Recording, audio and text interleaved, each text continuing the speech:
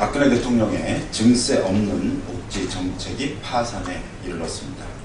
지난해 법인세 논쟁, 연말 정산 파동, 건보료, 부가체계 개편 백지화 등에서 보여준 정부의 무능과 혼란은 결국 거짓말 정책의 끝이 무엇인가를 전형적으로 보여줬습니다. 다행히 모든 정치권이 솔직한 증세 논의를 시작하자고 주장하고 나섰습니다. 새누리당 김무성 대표, 유승민 원내대표가 연일 증세를 언급하고 나섰고, 오늘 새정치민주연합 우윤근 원내대표도 교섭단체 연설을 통해 국회 범국민조세개혁특별위원회를 설치하자고 제안했습니다. 정의당은 복지를 위한 증세 논의를 환영합니다. 특히 정치권이 솔직한 증세 논의를 하자는 주장에 동감을 표합니다. 정의당은 진작부터 솔직한 세제 개편 논의를 하자고 주장해왔고, 사회복지세 등 복지를 위한 증세를 이미 제안한 바가 있습니다. 정부의 거짓말이 만천에 드러난 상황에서 국회가 나서는 것은 당연한 책무입니다. 특히 정부의 거짓 정책의 폐해가 이미 국민들에게 영향을 미치고 있어 시간이 없습니다. 즉시 민생을 위한 증세, 복지를 위한 증세 논의를 시작해야 할 것입니다.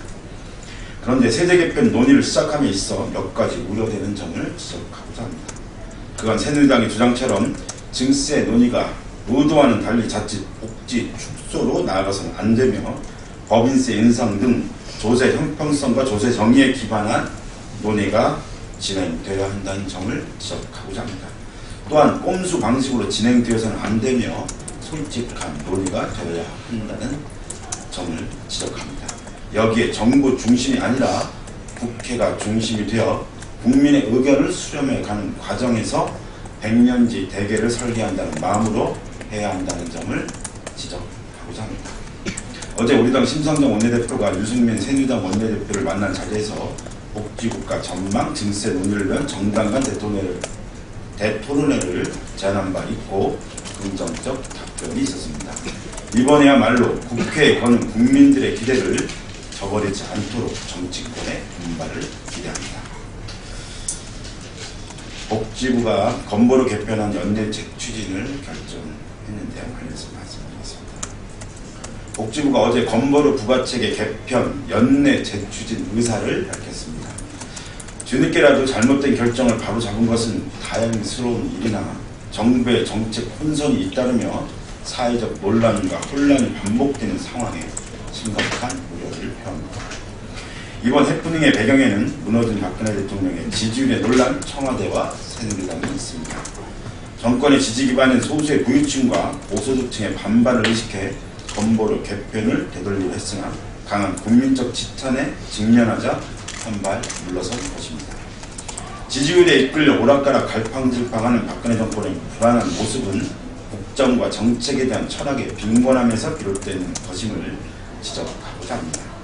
당정은 협의를 통해 건보료 추진 시기와 방법을 논의하겠다고 밝혔습니다. 건보료 개선 기획단이 구성돼 1년 반 동안 각계의 의견을 반영해 만든 것이 개편 원안입니다. 원안이 부족함이 없는 것은 아니지만 진전된 아님은 분명합니다. 예정대로 추진하면 될 일이지 이제와 또 무엇을 더 논의한다는 것인지 이해할 수 없습니다. 당정청이 건보료 부가체계 개편 의지가 분명하다면 기획단이 제출한 개편 원안을 그대로 재추진해야 합니다.